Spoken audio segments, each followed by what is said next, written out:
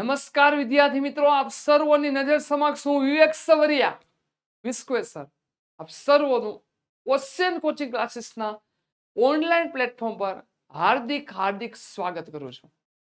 વિદ્યાર્થી મિત્રો, આજનો આપણો લેક્ચર ચેપ્ટર નંબર 11 ધોરણ 10 વિજ્ઞાન પ્રશ્ન બેંક વિભાગ બી નો છે, બી ફોર બેટ. જો તમે નવા છો અને આગળના કોઈ પણ વિભાગ જોવાના બાકી છે, કોઈ પણ ચેપ્ટર જોવાના બાકી છે, આપણી પ્લેલિસ્ટની વિઝિટ કરો અને આસાનીથી તમે તેમાંથી મેળવી શકો છો. અને આની પીડીએફ ડાઉનલોડ કરવાની લિંક ડિસ્ક્રિપ્શન બોક્સમાં છે. સાથે આપણી એપ્લિકેશન થ્રુ પણ તમે અને વોટ્સઅપના માધ્યમ થ્રુ પણ તમે એપ્લિકેશન થ્રુ પણ અને વોટ્સઅપના માધ્યમ થ્રુ પણ તમે શું મેળવી શકો છો? પીડીએફ મેળવી શકો છો. તો વિદ્યાર્થી મિત્રો, આપણી ચેનલ ઉપર દરેક વિષયનું પ્રશ્ન બેંકનું સોલ્યુશન મુકાય છે. અતિ મહત્વનું પ્રશ્ન બેંક ગુજરાત સરકાર દ્વારા આવરિત આ પ્રશ્ન બેંક સોલ્યુશન ધોરણ 10 ના દરેક વિદ્યાર્થીઓએ કરી નાખવું જોઈએ, જેથી કરીને સારા માર્ક્સ આવી શકે. તો વિડીયોને લાઈક અને શેર કરજો. આવો ચેપ્ટર નંબર 11 માં આગળ વધીએ. જોઈ શકો છો પ્રશ્ન બેંક 2024 ધોરણ 10 વિજ્ઞાન અને એની અંદર વિભાગ બી નું ચેપ્ટર 11 નું સંપૂર્ણ સોલ્યુશનમાં પહેલો પ્રશ્ન, વિદ્યુત ભારની ટૂંકમાં સમજૂતી આપો.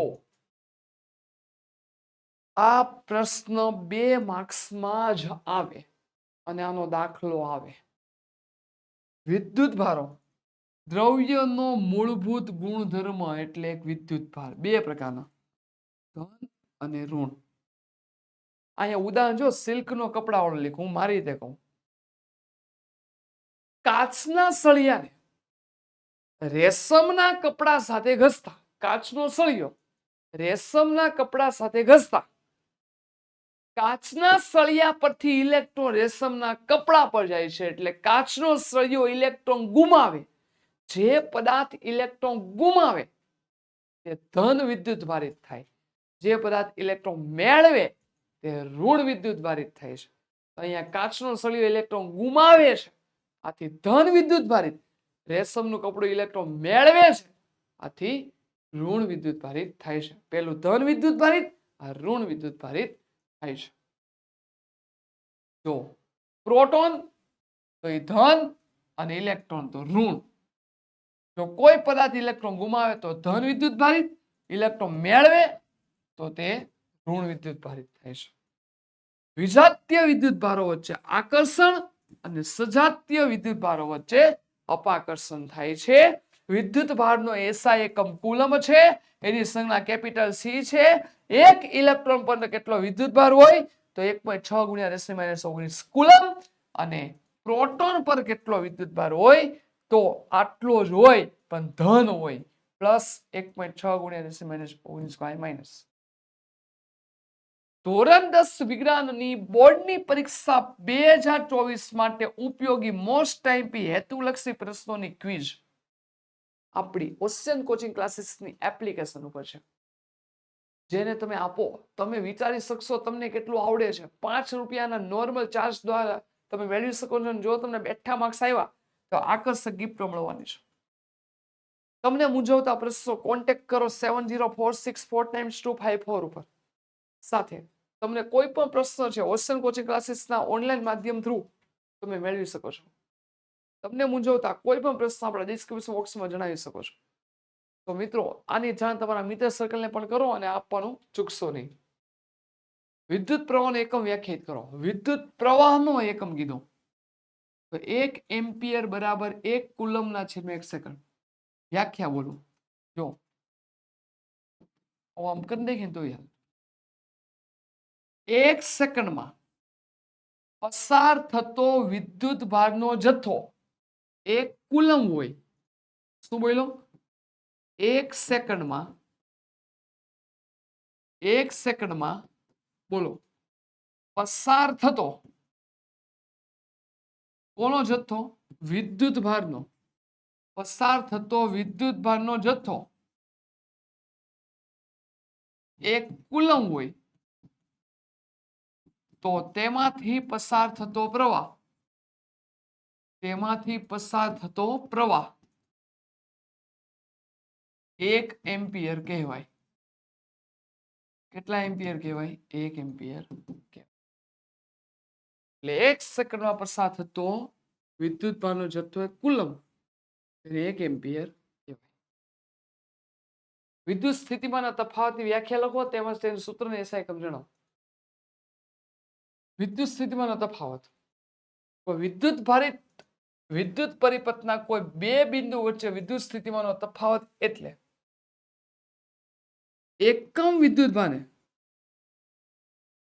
એક બિંદુથી બીજા બિંદુ સુધી, અહીંયાથી અહીંયા સુધી લાવવા માટે કરવું પડતું કાર્ય W, એટલે વિદ્યુત સ્થિતિમાન V. એનું સૂત્ર બની ગયું, જો V બરાબર W.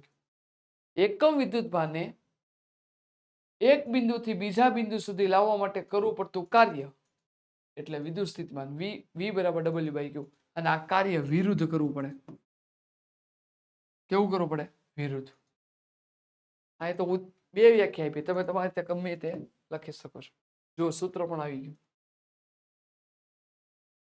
બે બિંદુ કીધા, એક A બિંદુ અને B બિંદુ. તો A બિંદુનો વિદ્યુત સ્થિતિમાન VA અને B માટે VB. તો તફાવત B - A એટલે VB - VA બરાબર W/Q. આ વહેલું છે, બહુ આસાનીથી સમજજો. હવે વિદ્યુત સ્થિતિમાનનો તફાવત વોલ્ટેજ તરીકે પણ ઓળખાય. તફાવતનો SI એકમ વોલ્ટ અથવા જૂલ પ્રતિ કુલમ, અને આ હેતુલક્ષી માટે અતિ મહત્વનો પ્રશ્ન છે. કરી નાખજો. બીજું, આ વોલ્ટની, 1 વોલ્ટની, અહીં એકડો આવે, 1 વોલ્ટની વ્યાખ્યા શું આવે? આપણે સૂત્ર હતું V બરાબર W/Q. 1 જૂલ છેદમાં 1 કુલમ બરાબર 1 વોલ્ટ કહેવાય. એટલે કે 1 કુલમ વિદ્યુતભારને એક બિંદુથી બીજા બિંદુ સુધી લઈ જવા માટે વિરુદ્ધમાં 1 જૂલ જેટલું કામ કરવું પડે, તેને 1 વોલ્ટ કહેવાય. જોઈ શકો છો. વ્યાખ્યા બોલી બે માંથી એક જ લખવાની. દાખલો છે 6 વોલ્ટની, એટલે V બરાબર 6 વોલ્ટ, દરેક 1 કુલમ વિદ્યુતભારને Q બરાબર 1 કુલમ કેટલું કાર્ય કરવું પડે, કેટલી ઉર્જા? W. કાર્યનું રૂપાંતર કેમાં થાય? ઉર્જામાં. હમણાં શીખા V બરાબર W/Q. W સૂત્ર કરતા બનાવો, V ગુણ્યા Q. V એટલે 6, Q એટલે 1, W બરાબર 6 જૂલ. જે કાર્ય હોય એનું રૂપાંતર કેમાં થાય? ઉર્જામાં. તો ઉર્જા બરાબર કેટલા થાય? 6 જૂલ થઈ જાય. વાહકનો અવરોધ કઈ બાબત પર આધાર રાખે? પેલું, વાહકની લંબાઈ R ચલે છે L, વાહકના આડછેદનું ક્ષેત્રફળ A, R ચલે છે 1/A. વાહકના દ્રવ્યની જાત, અવરોધકતા એના ઉપર, અને વાહકના તાપમાન પર. બસ એટલું લખો તોય ચાલે. પહેલું લંબાઈ, ક્ષેત્રફળ, જાત અને તાપમાન ઉપર. ટોસ્ટર તથા વિદ્યુત ઇસ્ત્રીની કોઇલ શુદ્ધ ધાતુની ન બનાવતા મિશ્ર ધાતુની શા માટે બનાવવામાં આવે છે? ઘણા એવા હીટ ઉત્પન્ન કરનાર તાપન સાધનો ટોસ્ટર તથા વિદ્યુત ઇસ્ત્રીની કોઇલ શુદ્ધ ધાતુને બદલે મિશ્ર ધાતુની બનાવવાના કારણો નીચે મુજબ છે. પહેલું, મિશ્ર ધાતુની અવરોધકતા શુદ્ધ કરતા ઘણી વધારે હોય. મિશ્ર ધાતુની શા માટે બનાવવામાં આવે? કારણ કે એની અવરોધકતા શુદ્ધ ધાતુ કરતા વધારે હોય, એટલે જેટલો અવરોધ વધારે ઉત્પન્ન થયો તેને મેન્ટેન કરી શકે. ઊંચા તાપમાને મિશ્ર ધાતુઓ ઓક્સિડાઇઝ કે દહન પામતી નથી. એનું ગલન બિંદુ કેવું હોય? ઊંચું. એટલે તમે ગરમ કરો ને તો ઓક્સિડેશન ન થાય એનું. વિદ્યુત પ્રવાહની તાપીય અસર એટલે શું?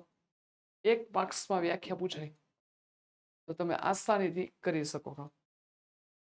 ઊંચો અવરોધ ધરાવતા તાર જેવા કે નિક્રોમ તારમાંથી તમે વિદ્યુત પ્રવાહ પસાર કરો તો નિક્રોમ તારમાંથી પ્રવાહ પસાર કરતા તેમાં ઉષ્મા ઉત્પન્ન થાય. ઉષ્મા ઉત્પન્ન થાય એટલે એ ગરમ થાય. ગરમ થાય એટલે એમાંથી જે વધારાની ઉષ્મા હોય એ દૂર થાય. આ અસરને કહેવાય તાપીય અસર. હવે સિમ્પલ છે, કોઈ પણ પરિપથ હોય એમાં તમે પ્રવાહ પસાર કરો એટલે એ ગરમ થાય, એટલે ઉર્જા ઉત્પન્ન કરે. એ અસરને કહેવાય તાપીય અસર. વિદ્યુત પ્રવાહ તાપીય અવસ્થા વિદ્યુત ઉર્જાનું રાસાયણિક ઉર્જામાં અથવા ઉષ્મા ઉર્જામાં રૂપાંતર કરે.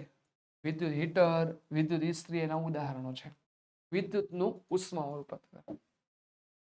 દાખલો છે 20 ઓહમ અવરોધ, R બરાબર 20 ઓહમ, રાઈટ. 5 એમ્પિયર પ્રવાહ એટલે I બરાબર 5 એમ્પિયર. 30 સેકન્ડ એટલે T બરાબર 30 સેકન્ડ. ઉષ્મા ગણો એટલે H શોધો.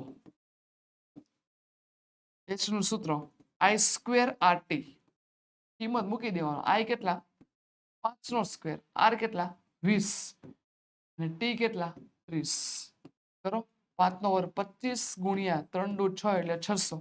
25 છંગ 150. 2 મીંડા બેઠા તો કેટલા થાય બોલો? 3 મીંડા કાઢો એટલે 15 કિલો જૂલ. તમે જોઈ શકો છો. પહેલું જ છે. તમને આવું લખતા આવડવું પડે. હું આપ્યું છે દાખલા પૂછાવાના જ છે ચેપ્ટરના. બેઠા માર્ક્સ આવે. ઓપ્શનમાં નહીં કાઢતા. 9 નંબર દાખલો 12 વોલ્ટનો તો V બરાબર 12 વોલ્ટ. બે બિંદુઓ છે 2 કુલમ. Q બરાબર 2 કુલમ. કેટલું કાર્ય? W બરાબર કેટલા? બોલો હમણાં જ સૂત્ર લખું. V બરાબર W/Q. તો બોલો W સૂત્ર કરતા બનાવો તો V ગુણ્યા Q. V કેટલા આપ્યા? 12. Q 2. 12 દુ 24. W બરાબર 24 જૂલ આવે. જોઈ શકો છો. આ ગણેલા ઓલરેડી આપેલા જ છે. તમે પીડીએફ મગાવશો ને એમાં બધા ગણેલા જ છે. તો બાજુમાં હું શીખવાડું છું. વિદ્યાર્થી મિત્રો, ધોરણ 10 થી બોર્ડની પરીક્ષા માટે પ્રશ્ન બેંક 2024 હાલમાં તમે જે સોલ્યુશન જોઈ રહ્યા છો એની પીડીએફ, બધા જ વિષયની પીડીએફ તમે મેળવી શકો છો. તો પીડીએફ ડાઉનલોડ કરવાની લિંક આપણા ડિસ્ક્રિપ્શનમાં આપેલી છે. વોટ્સઅપ પર પીડીએફ મેળવવા માટે સંપર્ક કરો 70464254 ઉપર. સાથે એક વિષયની પ્રશ્ન બેંક તથા તમામ પ્રશ્નપત્રની કિંમત ફક્ત 50 રૂપિયા છે. અને આ પ્રશ્ન બેંકની તમે આસાનીથી પ્રિન્ટ આઉટ કરાવી શકશો.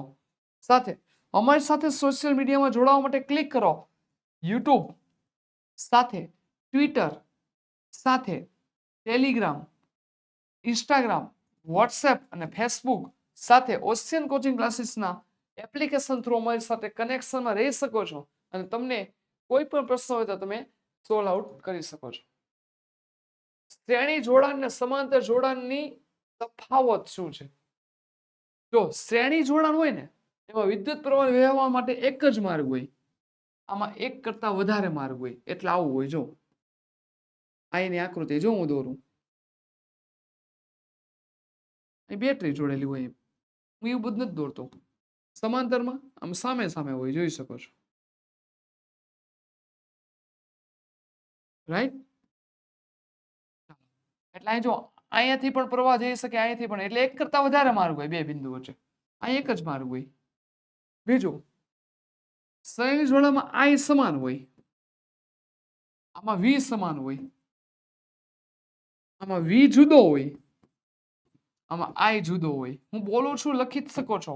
V એટલે વિદ્યુત સ્થિતિમાન, I એટલે વિદ્યુત પ્રવાહ. જો પ્રવાહ સમાન હોય, આમાં વોલ્ટેજ સમાન હોય.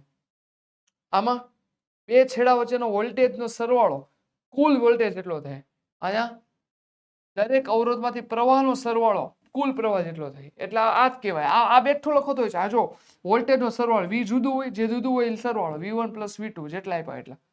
અહીંયા I બરાબર I1 + I2 + up to plus જેટલા હોય એટલા.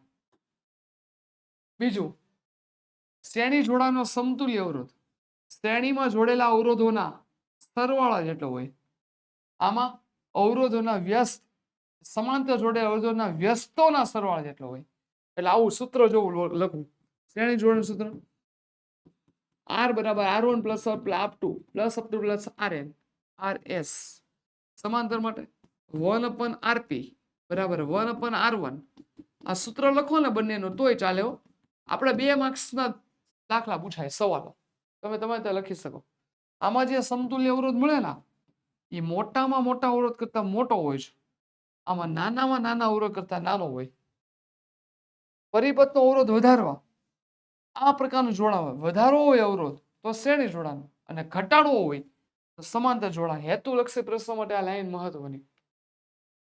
એટલે તમે જે જાણો છો એ લખી શકો. Thank you. ફરી મળીશું એક નવા વિડીયો સોલ્યુશન સાથે. વિદ્યાર્થી મિત્રો, અહીંયા આપણે આ ચેપ્ટર સરસ રીતે પૂરું કર્યું. નવા પ્રશ્નો નવા ચેપ્ટર સાથે આપણે ફરી મળીશું. ત્યાં સુધી ખૂબ ખૂબ આભાર. Thank you very much.